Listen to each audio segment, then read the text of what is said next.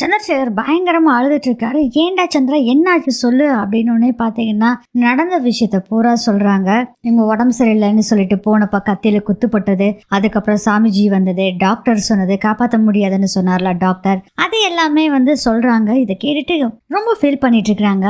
என்னப்பா இது, அன்பரசி இப்பதான் தாலி கட்டி அவளோட மஞ்ச கயிறோட ஈரம் கூட காயில, அதுக்குள்ள இப்படியா, அவ வேற ரொம்ப கஷ்டப்படுவாள், இப்ப எப்படி அன்பரசி கிட்ட நீ சொல்லுவ, அதுதாம்மா தெரியல, என்ன பண்றனே தெரியல அப்படின்னு உட்காந்து அழுகுறாரு. சரி சரி கஸ்தூரி எங்கப்பா அப்படின்னு கேக்குறாங்க. அங்கதாம்மா இருக்கா அப்படின்னு ஒரு ரூம்ப காமிக்கிறாங்க சந்திரசேகர். அடுத்ததே மங்காவை காமிக்கிறாங்க. மங்காவும் கதவை தட்டிட்டே இருக்காங்க. இங்க பாடி நான் சொல்றது கேளு, நான் உன்னை இந்த இதுல இருந்து வர்றதுக்காக சொல்ல வைக்கல, நான் உண்மையாவே சொல்றேன், நல்லா கேட்டுக்கோ. எல்லாமே நமக்கு சாதகமா தான் இருக்கு, நமக்கு எந்த பிரச்சனையும் இல்லடி, ஒரு தடவையாச்சு தயவு செய்து என் அம்மானு கூப்பிடுடி ப்ளீஸ் அப்படின்னு சொல்றாங்க. ரொம்ப நேரம் அந்த தூக்கு கயிற்றுலேயே கழுத்தை வச்சுட்டு இருந்த நம்ம சிவகாமி உடனே அம்மா அப்படின்னு கூப்பிடுறாங்க. அப்பதான் சொல்றாங்க, சிவகாமி நல்லா கேளு, நமக்கு எல்லாமே சாதகமா தான் இருக்கு, இந்த கம்பவுண்டர் எனக்கு ஃபோன் பண்ணாண்டி அப்படின்னு சொல்லிட்டு பிளாஷ்பேக் போகுது. அப்படியே கம்பவுண்டர் கார்ல வர்றப்போ மங்காக சொல்லியிருக்காங்க, அந்த அம்மாவுக்கு ஊசி ஒண்ணு போட்டிருக்காங்க, அதனாலதான் அவங்க உயிரோட இருக்காங்க, இல்லாட்டி 3 மணிக்கே கஸ்தூரி இறந்துருப்பாங்க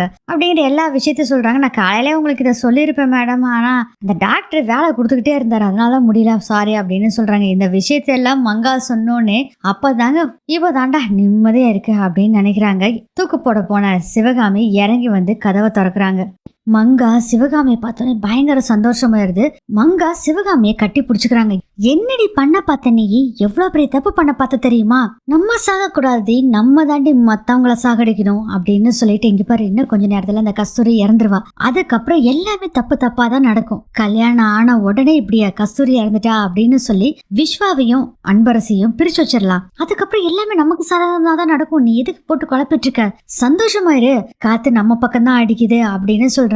இதை நம்ம யூஸ் பண்ணிக்கணும் அப்படிங்கிற மாதிரி மங்கா சொல்றாங்க. அம்மா இப்ப அனன்யா எங்கம்மா, அவ மயக்கத்துலதான் என்ன இருக்கா, நான் படுக்க வச்சுட்டு தான் வந்திருக்கேன். சிவகாமி என்ன யோசனை பண்ணிட்டு இருக்க, யோசனை எல்லாம் பண்றதை விடு, கஸ்தூரி இப்போ இங்க இல்ல, நம்ம பக்கம் தான் ஆட்டம் இருக்கு, நம்ம யூஸ் பண்ணிக்கணும் அப்படின்னு சொல்றாங்க மங்கா. அடுத்ததே சந்திரசேகரை கேக்குறாங்க, பாட்டி கஸ்தூரி எங்க அப்படின்னு கேக்குறாங்க. பாட்டி கஸ்தூரிய பார்க்க போறாங்க. பார்த்தோன்னே பாத்தீங்கன்னா கஸ்தூரி பார்த்துட்டு அப்படி அழுகுறாங்க. பாட்டி சந்திரசேகரும் அழுகுறாரு. அதை கேட்டோன்னா மங்கா சொல்றாங்க, பாத்தியா கிளவி அழுகுது, அவ்வளவுதான் கஸ்தூரி கதை முடிஞ்சதுன்னு நினைக்கிறேன், வா போலாம் போலாம் அப்படின்னு சொல்லிட்டு 2 பேரும் வர்றாங்க. அது மட்டும் இல்லாம இவங்க 2 பேரும் அழுகுற சவுண்டை கேட்டுட்டு அன்பரசி விஸ்வா எல்லாருமே வர்றாங்க.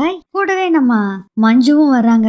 அன்பரசி கேக்குறாங்க, என்னம்மாச்சு, இன்னும் உடம்பு சரியில்லையாமா, டாக்டர்கிட்ட போலாமா, என்னம்மா பேசவே மாட்டேங்கிற, ரொம்ப உடம்பு முடியலையா, அப்பா டாக்டர்கிட்ட கூட்டிட்டு போலாமா அப்படிங்கும் போது, ஆண்டி ரொம்ப உடம்பு சரியில்லையா, நம்ம டாக்டர்கிட்ட போயிடல, எல்லாம் சரியாயிரும் அப்படின்னு சொல்லி விஸ்வாவும் சொல்றாங்க. அன்பரசி சொல்றாங்க. எல்லாரும் அமைதியாவே இருக்காங்க.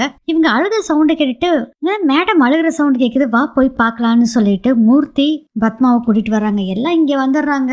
சிவகாமி மங்கா அவங்களும் வந்துடுறாங்க இங்க. அப்போ பாத்தீங்கன்னா அன்பரசி சொல்றாங்க, அப்பா நம்ம டாக்டர்கிட்ட கூட்டிட்டு போயிடலாம்ப்பா அப்படின்னு அப்படியே அழுதுகிட்டே இருக்காரு அவரு.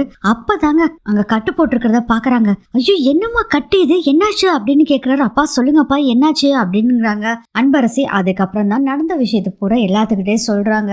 இதை கேட்டுட்டு அன்பரசி பயங்கரமா அழுதுகிட்டு இருக்காங்க. இதெல்லாம் கேட்டு பயங்கர ஷாக்கான அன்பரசி கஸ்தூரி கிட்ட சொல்லிடுறாங்க, பேசாம நீ ஊர்லயே இருந்திருக்கலாமா, நான் தான் உன்னை கம்பல் பண்ணி இங்க கூட்டிட்டு வந்தேன், என்னாலதான் இது மாதிரி ஆயிடுச்சு அப்படின்னு ஃபீல் பண்ணி அழுகுறாங்க. பாட்டி சொல்றாங்க, இப்படி கல்யாணம் பண்ணி மருமகளா இங்க ஃபுல்லா வாழாம எங்கேயோ ஒரு பக்கம் வாழ்ந்து இப்ப பிள்ளைக்கு கல்யாணம் பண்ணி அதை பார்த்துட்டு இருக்காம இருக்க முடியலையே உன்னால அப்படின்னு அவங்க ஒரு பக்கம் ஃபீல் பண்ணிட்டு இருக்காங்க. மங்கா சொல்றாங்க, என்னடி இது போகவே மாட்டேங்குது, இன்னும் இருந்துட்டு இருக்கிறா, கடைசியில நம்மளை பத்தி ஏதாச்சும் அவ சொல்லிட போராடி அப்படின்னு சொல்லிட்டு இருக்காங்க. அதுக்குள்ள வசந்த் கால் பண்றாங்க. என்னடா இது வசந்த் கால் பண்றான் இப்போ அப்படின்னு சொல்லிட்டு போய் போன் பேசுறாங்க. வசந்த் கிட்ட நடந்த விஷயத்த போறான் வசந்த் கிட்ட சொல்றாங்க. அவரும் சரின்ட்டு போனை கட் பண்ணிடுறாரு. அதுக்கப்புறம் அம்மா பேசுமா, ஏதாச்சும் பேசுமா அப்படின்னு அன்பரசி சொல்றாங்க. ஏதோ கஞ்சி அடையில காமிக்கிறாங்க. பார்த்தா கஸ்தூரிய கூப்பிடுறாங்க, சிவகாமியை கூப்பிடுறாங்க. கஸ்தூரி உனத்தா கூப்பிடுறாங்க, போங்கிறாங்க. ஐயோ என்னடா சொல்ல போறா இவ அப்படின்னு பயந்துகிட்டே தான் கஸ்தூரியும் உட்காடுறாங்க. அதுக்குள்ள சந்திரசேகர் தோல்ல சாஞ்சிட்டு அழுதுட்டு இருக்காங்க. அன்பரசி உட்காந்துட்டு சொல்லுங்கக்கா அப்படின்னு சொல்றாங்க.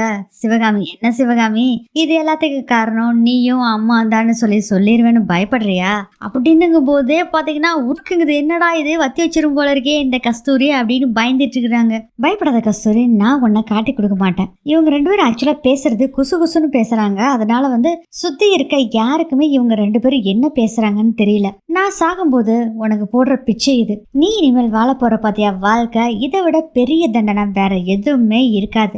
சிவகாமி, இது நான் உனக்கு கொடுக்குற கடைசி வாய்ப்பு. இப்ப கூட நீ திறந்துலேன்னு வச்சுக்கோ, நீ மனுஷியே கிடையாது. நான் ஓடி ஒளிஞ்சதுக்கெல்லாம் காரணம் உன் மிரட்டலுக்கு பயந்து இல்ல, என் பொண்ணோட வாழ்க்கை நல்ல வாழ்க்கை ஒண்ணு அமையணுங்கிறதுக்காக தான். இப்போ நான் நல்லவன் கையில புடிச்சு கொடுத்துட்டேன் அவளை. அவ வாழ்க்கை நீ சந்தோஷமா இருக்கும். நான் இந்த வீட்டுல வாழக்கூடாது, என் பொண்ணு இந்த வீட்டுக்கு வாரிசா வந்துடக்கூடாதுன்னு ஒரே ஒரு காரணத்துக்கு தானே நீயும் அப்பா எல்லாரும் என்ன விரட்டி வடிச்சு அடிச்சிங்க.